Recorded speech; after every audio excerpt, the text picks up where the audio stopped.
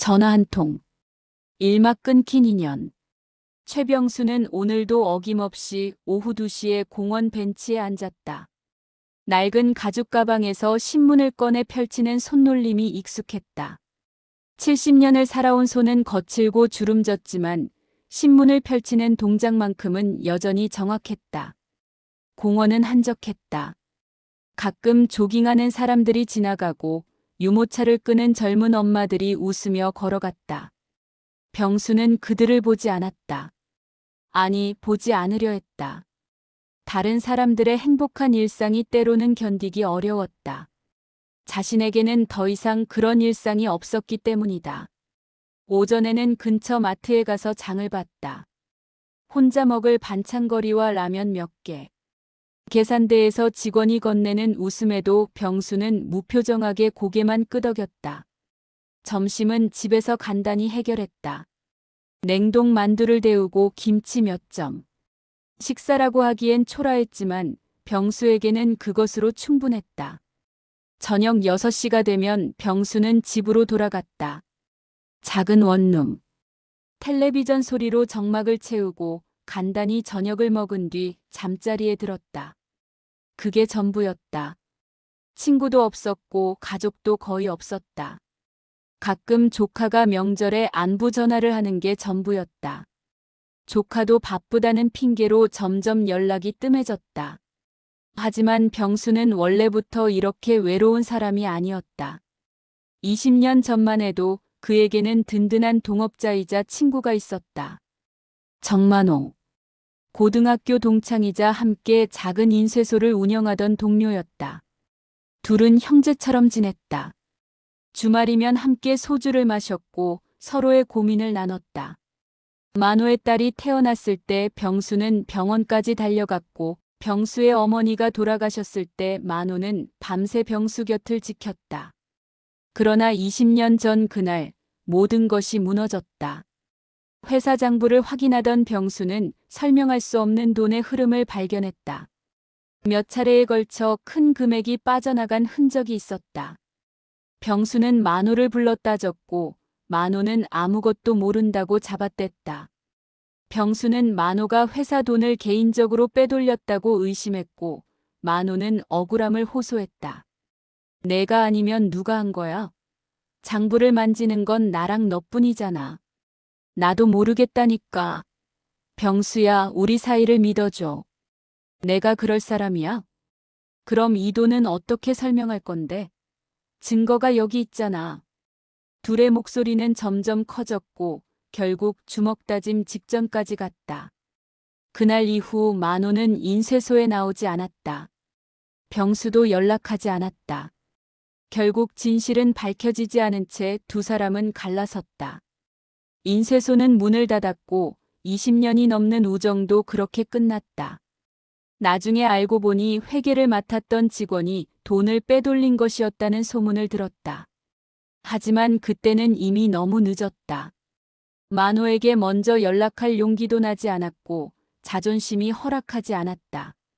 그 이후로 병수는 사람들과 거리를 두기 시작했다. 친구를 잃은 상처는 생각보다 깊었다. 새로운 관계를 맺는 것도 다시 누군가를 믿는 것도 두려웠다. 그렇게 세월이 흘러 병수는 70세가 되었고 그의 세상은 점점 좁아졌다. 아내는 10년 전에 먼저 세상을 떠났고 자식은 없었다. 어느 가을 저녁이었다. 병수가 저녁을 먹고 텔레비전을 보고 있을 때 휴대전화가 울렸다. 낯선 번호였다. 요즘 스팸 전화가 많아 병수는 받지 않으려 했지만 무언가에 이끌려 통화 버튼을 눌렀다. 여보세요? 잠시 침묵이 흘렀다.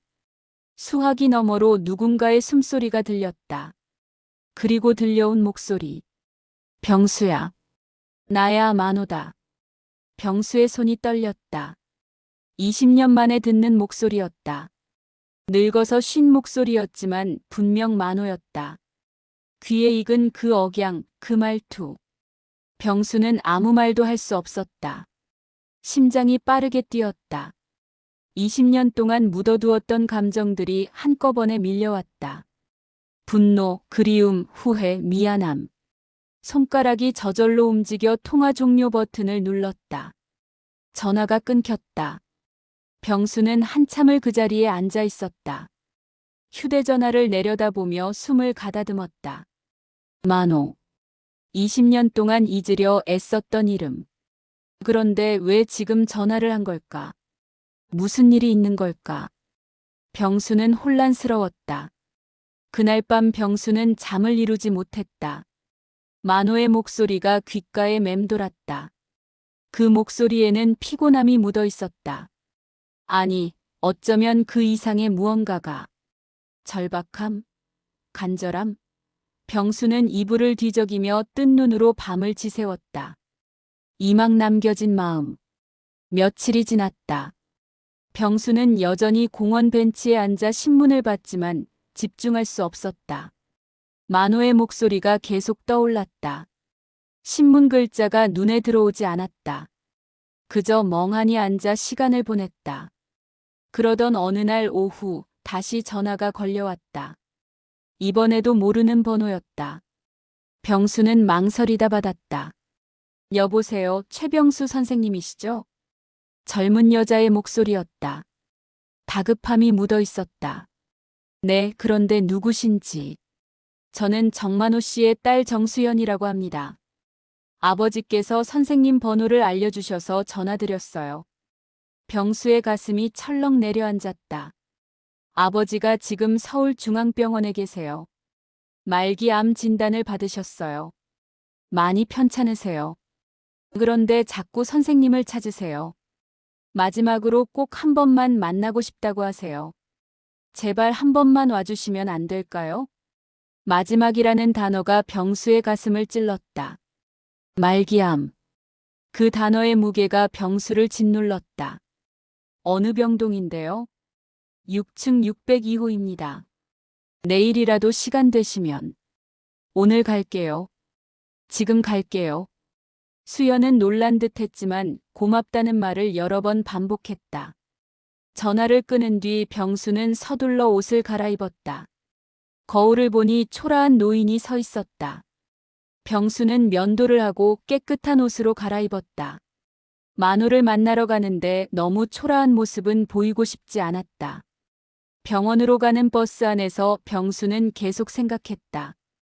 20년 전의 상처가 아직도 아팠다. 그때의 배신감과 분노가 여전히 가슴 한구석에 남아 있었다. 하지만 동시에 함께 웃고 울었던 시간들도 떠올랐다. 만호와 처음 인쇄소를 열던 날의 설렘. 함께 밤을 새워 일하던 추억들. 서로의 아이들이 태어났을 때 함께 기뻐하던 그 순간들. 술자리에서 나눴던 진솔한 대화들. 힘들 때 서로를 지탱해주던 그 시간들. 병실 문을 열었을 때 병수가 본 것은 침대에 누운 말랐고 창백한 노인이었다. 한때 건장했던 만호의 모습은 온데간데 없었다. 하지만 그 얼굴에는 여전히 익숙한 미소가 있었다. 만호는 병수를 보자마자 눈물을 글썽였다. 병수야, 왔구나. 정말 올 줄 몰랐어. 만호의 목소리는 약했지만 따뜻했다. 병수는 천천히 다가가 침대 옆 의자에 앉았다. 가까이서 보니 만호의 상태가 더 심각해 보였다. 많이 아픈가 보네. 췌장암이래. 발견했을 땐 이미 사기였어. 이제 시간이 많지 않대. 의사 선생님이 그러더라. 한 달, 길어야 2달. 만호는 담담하게 말했다. 죽음을 받아들인 사람의 차분함이 있었다. 병수는 입술을 깨물었다. 20년 만이네. 그러게. 오래됐지. 우리 많이 늙었어. 잠시 침묵이 흘렀다. 병실 창문 너머로 가을 하늘이 보였다. 낙엽이 바람에 흩날리고 있었다. 병수야, 그때 일 말이야. 만호가 힘겹게 입을 열었다. 내가 잘못했어. 회사 돈 말이야. 사실 내가 몰래 썼어. 우리 딸이 수술비가 급하게 필요했는데 너한테 말하기가 부끄러웠어. 그래서 그냥 잠깐만 쓰고 채우려고 했는데 결국 다 꼬이고 말았지. 장부도 내가 조작했어. 병수는 놀라서 만호를 바라봤다. 20년 동안 품었던 의심이 사실이었다는 충격과 동시에 만호가 그런 상황이었다는 것에 대한 안타까움이 밀려왔다. 너한테 거짓말했어. 모른다고 잡아댔어. 그게 20년 동안 나를 괴롭혔어. 매일 밤 꿈에 내가 나왔어. 미안하다, 병수야. 정말 미안해. 너한테 떳떳하게 말했어야 했는데 자존심 때문에 그러지 못했어. 만호의 눈가에 눈물이 맺혔다. 마른 뺨을 타고 눈물이 흘러내렸다. 병수는 고개를 숙였다. 그동안 쌓아왔던 분노와 원망이 서서히 녹아내리는 것을 느꼈다. 20년 동안 품었던 무거운 짐이 조금씩 가벼워졌다. 나도 미안해. 내 말을 들으려 하지 않았어. 내가 힘든 상황이었다는 걸 이해하려 하지 않았어. 그냥 화만 냈지. 내가 왜 그랬는지 물어보지도 않고. 아니야, 내가 잘못한 거야. 나한테 먼저 말했어야 했어. 우리 사이였는데. 두 노인은 한참 동안 말없이 앉아 있었다. 말이 필요 없었다. 오랜 시간이 흘렀지만 어떤 것들은 말하지 않아도 통했다. 20년의 공백이 조금씩 메워지는 것 같았다. 배고프지? 병원 음식은 맛이 없어서. 복도 끝에 자판기가 있는데 같이 커피라도 한잔할까? 만호가 천천히 일어나 링거 스탠드를 잡았다. 병수는 그를 부축했다. 만호의 몸은 놀랄 만큼 가벼웠다. 뼈만 앙상하게 남은 것 같았다. 두 노인은 천천히 복도를 걸어 자판기 앞에 섰다. 병수가 동전을 넣고 따뜻한 커피 2잔을 뽑았다. 이거 기억나?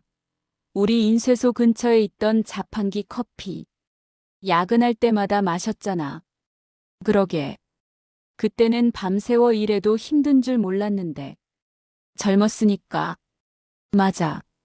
새벽에 일 끝내고 해장국 먹으러 가던 거 기억나? 물론이지. 선지해장국. 내가 항상 소주 1잔 더 시켰잖아. 두 사람은 복도 창가에 서서 커피를 마셨다. 말은 많지 않았다.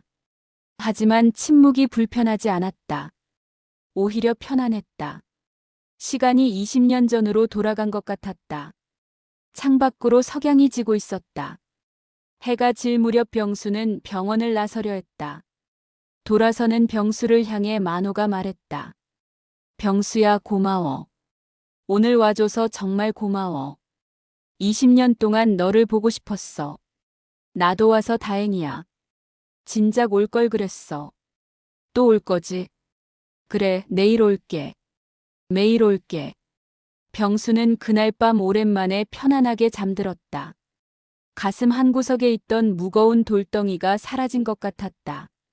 꿈에서 젊은 시절의 만호가 나타나 함께 웃었다. 다음 날부터 병수는 매일 병원을 찾았다. 오전에 집에서 간단히 준비를 하고 점심때쯤 병원에 도착했다.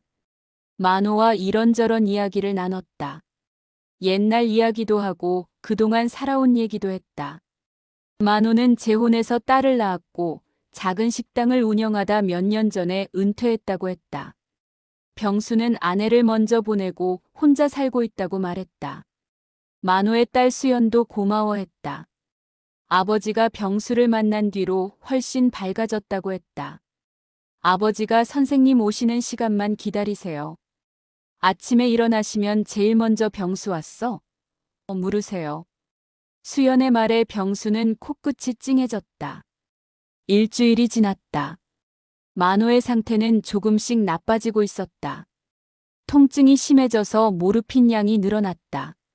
하지만 그는 여전히 웃었다. 병수가 오는 시간만큼은 약을 줄여달라고 했다. 정신이 또렷해야 대화를 나눌 수 있다면서. 병수야, 우리 다음 생에 다시 만나면 인쇄소 다시 차리자. 이번엔 제대로. 그래, 그때는 싸우지 말고. 약속이야. 둘은 작은 손가락을 걸었다. 70세 노인들의 새끼손가락 약속은 어설펐지만 진심이었다. 만호의 손가락은 너무 말라서 병수의 손가락을 제대로 감지 못했다. 산막 마지막 메시지. 어느 날 새벽 병수에게 전화가 걸려왔다. 잠결에 받은 전화. 수연이었다. 그녀의 목소리는 울먹이고 있었다. 선생님, 아버지가 어젯밤 새벽 3시에 편히 가셨어요. 병수는 휴대전화를 든 채 굳어버렸다. 머릿속이 하얘졌다. 어제 저녁까지만 해도 함께 이야기를 나눴는데 고통 없이 편하게 가셨대요. 잠드시듯이. 그런데 선생님, 아버지가 이걸 선생님께 꼭 전해드리라고 하셨어요. 장례식장으로 와주시겠어요? 병수는 떨리는 목소리로 대답했다. 당연히 가야지. 주소 알려줘. 장례식장에서 수연은 병수에게 봉투 하나를 건넸다. 오래된 노란색 봉투였다. 병수는 떨리는 손으로 봉투를 열었다. 안에는 낡은 사진 한 장과 편지가 들어 있었다. 사진 속에는 젊은 시절의 병수와 만호가 활짝 웃으며 서 있었다. 인쇄소 앞에서 찍은 사진이었다. 개업 첫날 찍은 사진. 둘 다 30대 초반으로 보였다. 얼굴에는 희망과 자신감이 가득했다. 병수는 그 사진을 오래 바라봤다. 그때는 모든 것이 가능해 보였다. 미래는 밝았고 우정은 영원할 것 같았다. 편지를 펼쳤다. 만호의 떨리는 글씨로 쓰인 글이었다. 병으로 약해진 손으로 쓴 글씨는 삐뚤빼뚤했지만 한 글자 한 글자에 진심이 담겨 있었다. 병수에게 이 편지를 읽고 있다면 나는 이미 떠났을 거야. 마지막 순간까지 내가 와줘서 정말 고마웠어. 덕분에 편하게 갈 수 있을 것 같아. 20년이 아까워. 우리가 그 시간 동안 싸우지만 않았어도 얼마나 많은 추억을 만들 수 있었을까. 하지만 마지막에라도 너를 만나서 다행이야. 내 얼굴을 다시 볼 수 있어서, 함께 커피를 마실 수 있어서 행복했어. 우리 우정은 끊긴 적이 없었어. 내 마음속에 넌 항상 있었어. 20년 동안 매일 너를 생각했어. 미안하다고 말하고 싶었어. 고맙다고 말하고 싶었어. 이 사진 기억나지? 인쇄소 개업하던 날 찍은 거야. 그때 우리 얼굴 좀 봐. 얼마나 행복해 보이는지. 이 사진을 보면서 나는 자주 그 시절을 떠올렸어. 병수야, 너무 외롭게 살지 마. 사람은 혼자 살 수 없어. 내가 나를 용서해 준 것처럼 세상을 다시 한번 받아들여봐.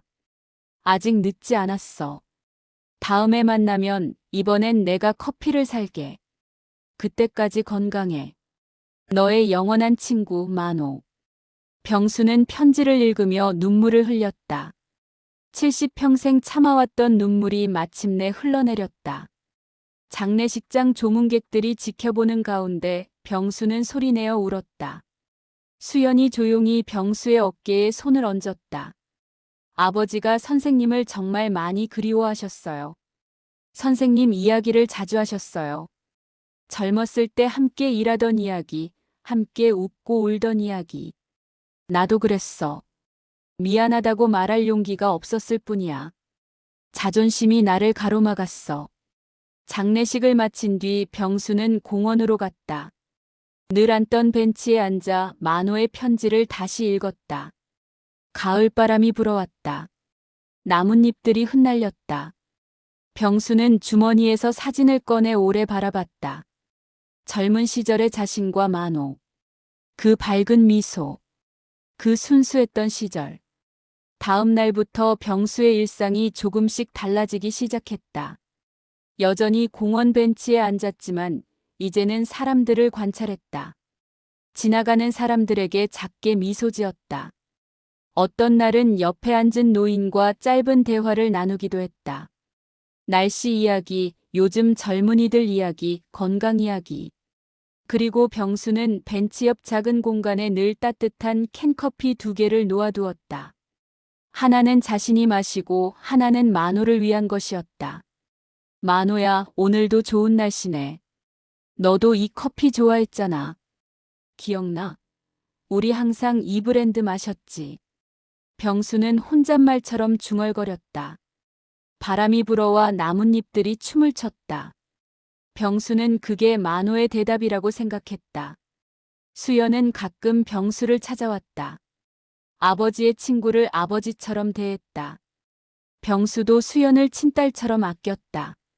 명절이 되면 함께 밥을 먹었고 수연의 아이들은 병수를 할아버지라고 불렀다. 병수는 처음으로 할아버지가 된 기분을 느꼈다. 어느 날 수연이 물었다.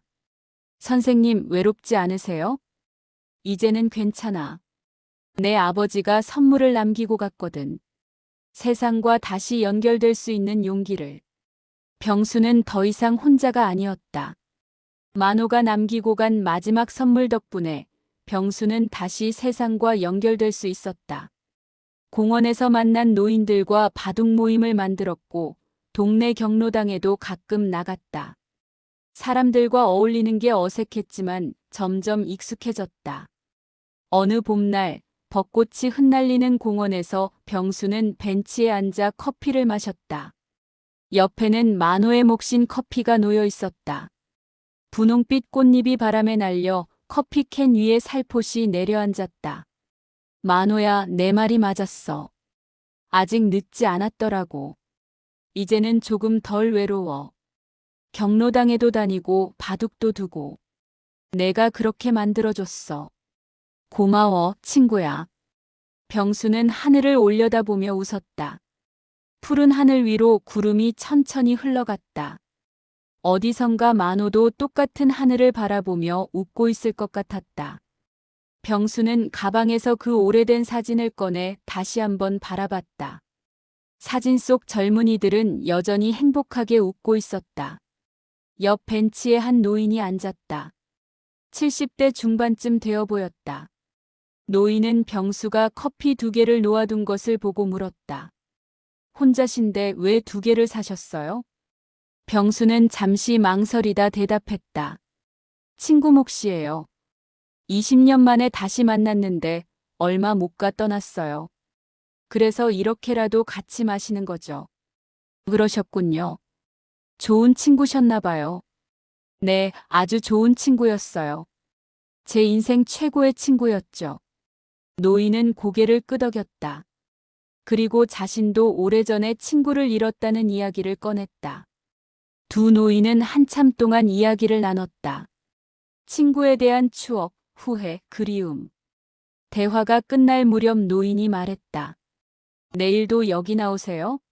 저도 매일 이 시간에 산책 나오거든요. 그럼요, 매일 나와요. 그럼 내일 봐요. 바둑 둘 줄 아세요? 물론이죠. 노인이 떠난 뒤 병수는 미소를 지었다. 만호가 준 선물이 계속 이어지고 있었다. 한 사람과의 화해가 다른 인연들로 확장되고 있었다. 계절이 바뀌었다. 여름이 오고 다시 가을이 왔다. 병수는 여전히 매일 공원에 나왔다. 커피 2잔을 들고. 이제는 그 옆에 앉아 함께 커피를 마시는 사람들이 생겼다. 바둑 친구, 산책 친구, 이야기 친구. 만호가 떠난 지 1년이 되던 날, 병수는 묘소를 찾았다. 커피 2캔을 들고. 묘비 앞에 커피를 놓고 병수는 말했다. 만호야, 1년이 지났어. 내가 없는 1년. 처음엔 정말 힘들었어. 매일 내가 보고 싶었어. 하지만 내가 남긴 말 때문에 버텼어. 사람들 속으로 다시 들어갔어. 그리고 알았어. 내가 그동안 얼마나 많은 걸 놓치고 살았는지. 바람이 불어왔다. 나뭇잎들이 바스락거렸다. 내가 준 용기로 나는 새로운 친구들을 만났어. 물론 너만한 친구는 없지. 너는 특별했으니까. 하지만 그들도 좋은 사람들이야. 너라면 분명 좋아했을 거야. 병수는 커피 한 캔을 따서 묘비에 조금 부었다. 다음 생에 꼭 다시 만나자. 그때는 처음부터 끝까지 좋은 친구로 지내자. 싸우지도 말고 오해도 하지 말고. 약속이야. 병수는 한참을 그 자리에 앉아 있었다. 만호와 함께 보낸 시간들을 하나하나 떠올렸다. 좋았던 기억도 힘들었던 기억도. 이제는 모든 것이 소중한 추억이었다. 묘소를 나서며 병수는 뒤를 돌아보았다. 작별 인사를 하듯 손을 흔들었다. 그리고 걸음을 옮겼다. 발걸음이 전보다 가벼웠다. 집으로 돌아오는 길에 병수는 휴대전화로 수연에게 전화했다. 수연아, 나야. 이번 주말에 우리 집에서 저녁 먹을래? 내가 요리 솜씨가 좋지는 않지만 열심히 해볼게. 아이들도 데리고 와. 정말요? 좋아요, 선생님. 제가 반찬 좀 가져갈게요. 그래, 그럼 토요일에 보자. 전화를 끊고 병수는 웃었다. 이제 주말이 기다려졌다. 예전에는 주말이 더 외로웠는데 이제는 달랐다. 전화 한 통으로 시작된 이야기는 이렇게 이어지고 있었다. 만호는 떠났지만 그가 남긴 것들은 여전히 병수의 삶 속에서 살아 숨쉬고 있었다. 용서의 힘, 화해의 따뜻함, 그리고 다시 시작할 수 있다는 용기. 병수는 오늘도 공원 벤치에 앉는다. 신문을 보고 커피를 마시고 가끔 하늘을 올려다본다. 그리고 조용히 말한다. 만호야, 잘 지내지? 나는 잘 지내. 내 덕분이야. 정말 고마워. 바람이 대답하듯 불어온다. 병수는 미소 짓는다. 이제 그는 더 이상 외롭지 않다. 만호가 전화 한 통으로 다시 연결해준 세상 속에서 병수는 매일 새로운 하루를 살아가고 있다. 벤치 옆에 놓인 커피 2잔. 하나는 병수가 마시고 하나는 비워둔다. 하지만 그 빈자리는 결코 비어있지 않다. 그곳에는 우정이 있고 추억이 있고 용서가 있다. 그리고 무엇보다 사랑이 있다. 20년이라는 긴 시간도 죽음도 끊을 수 없었던 우정. 그것이 병수에게 가르쳐 준 것은 간단했다. 용서는 결코 늦지 않았다는 것. 그리고 진정한 우정은 시간도 공간도 초월한다는 것. 저녁 노을이 공원을 물들인다. 병수는 자리에서 일어나 집으로 향한다. 내일도 이 자리에 올 것이다. 커피 2잔을 들고. 그리고 만호와 함께 하루를 나눌 것이다. 비록 한 사람은 이 세상에 없지만 그들의 우정은 여전히 계속되고 있다. 그것으로 충분했다. 병수에게는 그것으로 충분했다.